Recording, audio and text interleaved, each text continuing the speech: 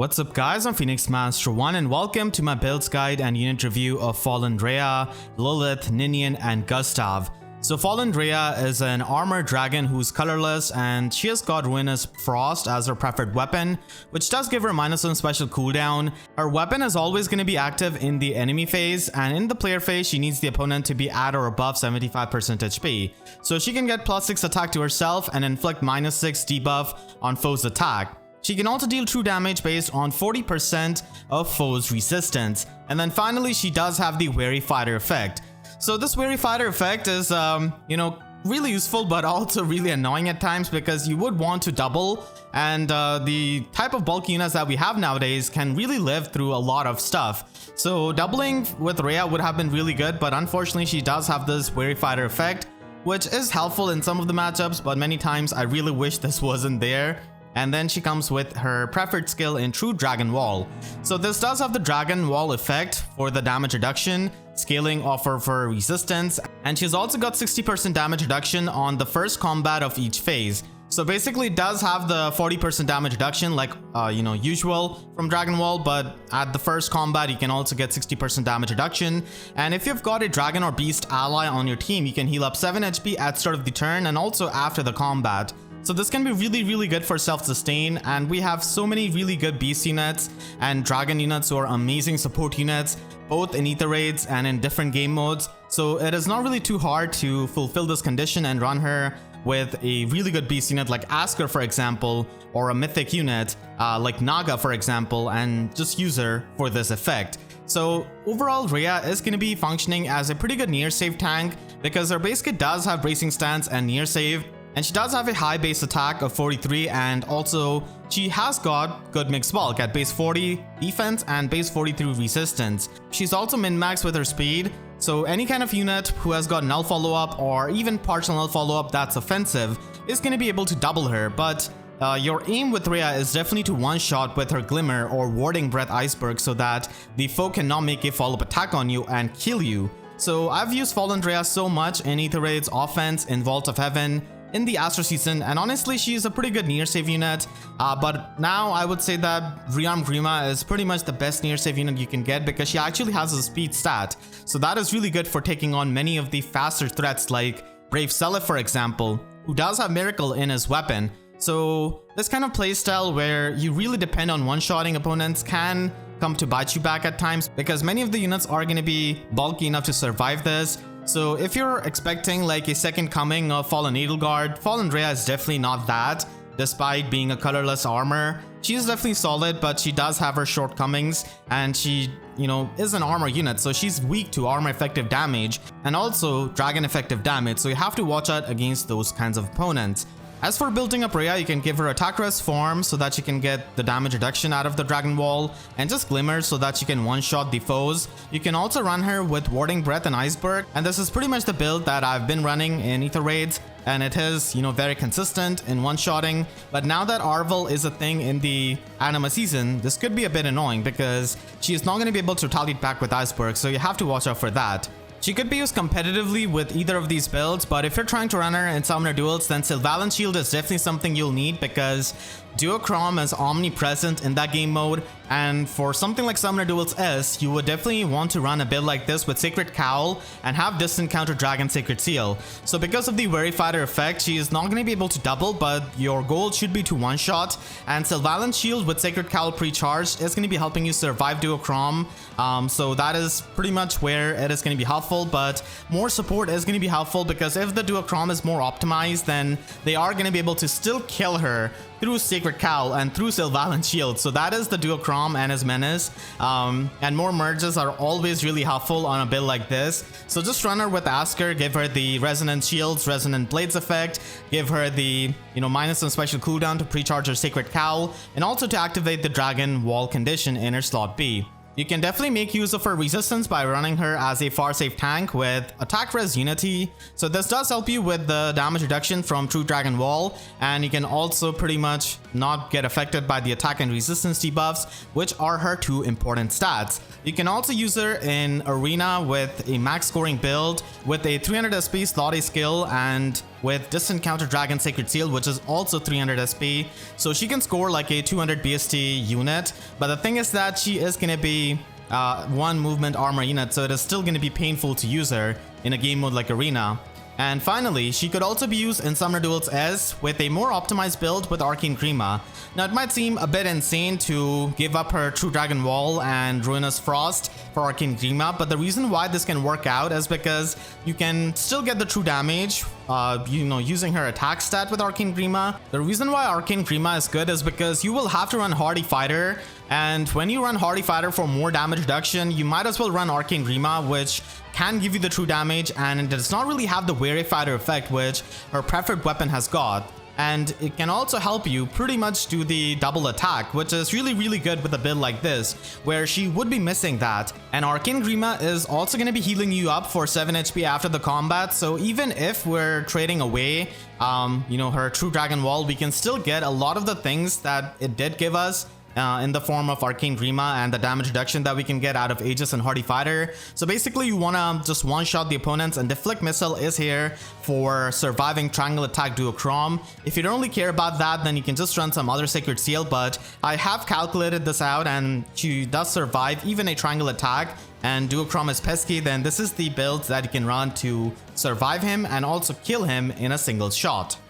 Fallen Lilith is a flying red dragon this time, and she can be a solid support unit with her weapon Silent Power. So this can provide her with +3 speed, and she can move to a space within 2 spaces of her support partner. So this is basically an upgraded effect of the normal Lilith, and now she can teleport within 2 spaces of the support partner, which definitely makes the threat range much better. And at start of turn, if she is within 3 spaces of a support partner, she can grant them the null follow-up status and also herself for 1 turn.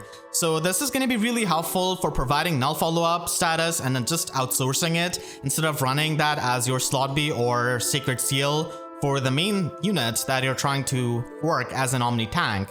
And then finally, she can also get +5 to all of her stats with this weapon. So Silent Power giving null follow-up does make Lilith into a really solid support unit.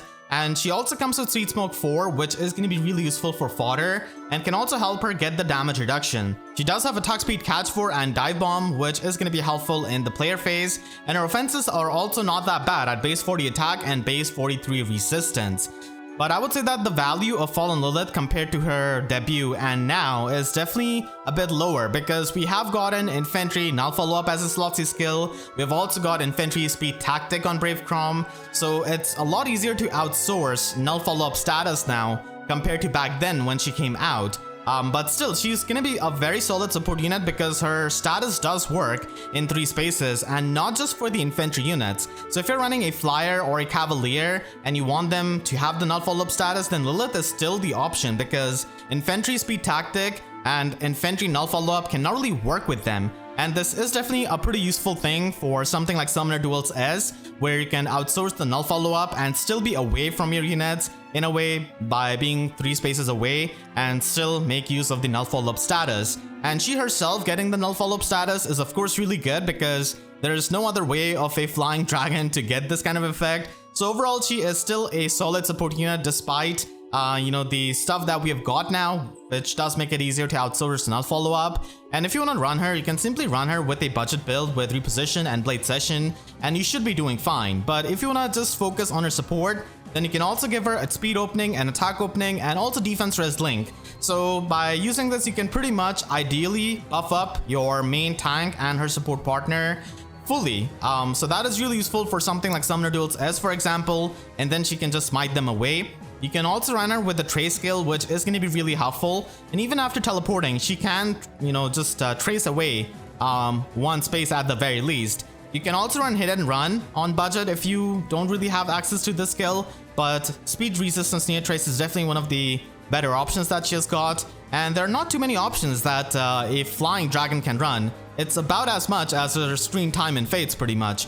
And she can also run Dragon Strath as her slot B skill, which is pretty expensive, and get the damage reduction out of it and Speed Smoke 4. And this also allows her to nuke a bit harder because she can now use the true damage out of it. And Attack Speed Clash 4 is going to be a pretty fantastic skill because it does count the spaces moved even when teleporting. So it is going to be able to give you the attack and speed debuff neutralization and can give you the extra offenses. So this is pretty much the high investment Lilith that you can try and build. And finally, because of being a dragon in arena, you can run her with a 300 SP passive in slot B and also run distant counter dragon and score like a 195 BST unit. And there, providing the null follow-up status to another arena unit is gonna be absolutely amazing because you can just run something else in their slot B or in their Sacred Seal.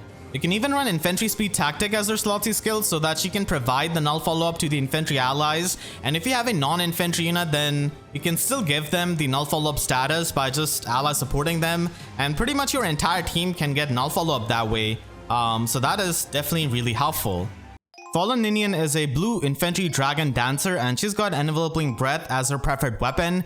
So this does give her +3 speed, and if she uses her call to flame, then she can inflict -7 attack and resistance debuff and also inflict the guard status on the foes in the cardinal direction of herself and the target ally through their next action. So this is basically like a ruse stance that we have seen before on Triandra, but it does focus on attack and resistance debuff, and then she can also get +6 speed and resistance in the combat if she is at or above 25% HP, which is pretty easy to get. So she doesn't really get any kind of extra attack out of this weapon, and her attack is itself very low at base 27. She just has base 40 speed with the super boon and resistance, which is definitely on a little bit of a higher side, and the main thing which is going to be making her as a better support unit is definitely her HP stat, which is pretty high at base 45. She also has Call to Flame as the assist skill as her dancing skill, and this does provide +6 attack and special charges status to the ally that she's going to be dancing to. And if the target ally is a dragon, then they can move like 1 space extra after getting danced by Ninian. So this is absolutely amazing because special charges means that you don't really have to run steady breath, or you don't really have to run heavy blade or flashing blade. But the thing is that now that we have got Na's weapon refine, you can basically get the special charges status on multiple units at the same time. But still Ninian can refresh, and that's something that Na cannot really do. So I think that Ninian is still a pretty good dancer, and she does have the HP to just double down on her support and run a bunch of skills like the Pulse Ties, the Sudden Panic, Infantry Pulse, Counter Control. So she definitely has an arsenal of the support skills which she can utilize on top of her assist skill and her preferred weapon. And she also comes with B-Dual Infantry 4, which is going to be useful on any kind of unit trying to score 180 BST in arena. And she does have Odd Pulse Tie and Crossbar Attack. Now, Odd Pulse Tie is definitely a bit more Aether Raids defense centric because you are going to be triggering that on your turn 1, and then you can just nullify someone's pre-charged Aether Shell, for example, like on Regan in the Anima season. But keep in mind that this could be stopped by Elemine, so that is always something you have to watch out for. And even Pulse Tie is more so centered towards Aether Raids offense usage and also for Summoner Duels. If you're going to be building up Ninian on a budget, you can just give her the HP +5 so that she can have better chances of using Odd Pulse Tie and pulsing down an enemy. And if you want to invest a bit more into her, then Sudden Panic is also something that you can run along with Infantry Pulse, and HP stacking is definitely something you should be doing on Ninian to get the full support out of her and also help your infantry allies. You can also run Even Pulse Tie and Counter Control if you're going to be using her in Summoner Duels S. So Even Pulse Tie, like I said, is a bit more centered towards Summoner Duels usage because it does trigger on turn 2 and also on turn 4, whereas Odd Pulse Tie triggers on turn 1, which is not the most ideal, honestly. Triggering on turn 2 is a lot better, so I would say that Even Pulse Tie is going to be better for Summoner Duels usage, and Counter Control is going to be helping you tremendously against so many of the offensive threats that do have Canto, so its utility can definitely not be understated. You can also run her with Sudden Panic and Infantry Null Follow-Up to support your infantry allies in more than one status, so you can even give them the Null Follow-Up status along with the special charges that you can provide with her Call to Flame. You can also run her with Double Ward Dragons, as we do have that available, and you can even run a Chill, slot B skill or even a Sabotage skill if you want to, but keep in mind with the Sabotage skill, Phantom Resistance is going to be useful, but for a dragon support unit, you can definitely just run Chill Attack Resistance, and that's going to be helping you quite a lot. And then finally, she could be used in Arena with Distant Counter Dragon Sacred Seal, and also with Dragon's Wrath 4. So this is going to be allowing her to score like a 190 BST unit, and especially that's really good for a dancer because dancer units with the vanilla dance actually score pretty low because their dance skill does not really score all that high. But Ninian is different with Call to Flame. So you can definitely use her at plus in merge, max investment with a build like this. And this is pretty much the only time where you would want to make her offensive so that she can make use of Dragon Strat 4 and maybe tank some units. And outside of that, always it's much better to use her as a support unit. The final unit on this banner is going to be Fallen Gustav, who's an Axe Cavalier with Headsman Glittner as his preferred weapon. So this can give him minus on special cooldown, and at start of combat, if his HP is at or above 25% HP, then he can get -5 attack speed and defense debuff on the foe in the combat, and also get Special Fighter 3 himself, which means that he can inflict guard on the foe and get the special charges himself per attack, both on his attacks and also on the opponent's attack. So this means that he can retaliate back with Bonfire in his enemy phase, or even, run Ignis and trigger that on his follow-up attack. And then finally, if foe can counter, or if the foe initiates combat, then he can make a guaranteed follow-up attack. So this weapon is definitely pretty nice for a slow and bulky Axe Cavalier like him, who does have base 41 attack and base 38 defense. His resistance is workable at base 30, but it's not really the highest. And he does come with Attack Smoke 4, which can give him the follow-up negation. So essentially with Attack Smoke 4 and his weapon, he can try and get the Omni Breaker effect, which is definitely going to be really helpful. He also has Attack Defense Catch 4 and Attack Defense Near Trace in his base kit. So overall, Gustav unfortunately is going to be facing the same trouble as a lot of bulky Cavaliers, where pretty much they're not the best tanks because of their lower BST, but still want to function as that. And we have definitely gotten a couple of Axe Cavaliers like Summer Dimitri and also Legendary Xander and Groom Roy, who can function really well as an Axe Cavalier, but none of them are going to be as bulky as Gustav. So if you really like this kind of archetype of a bulky slow Cavalier, then Gustav is pretty much going to be the best one in that. But Summer Dimitri is going to be having a superior player phase, and Legendary Xander is just going to be having a superior mix phase. So you definitely can choose to also run those Cavaliers if you prefer them instead.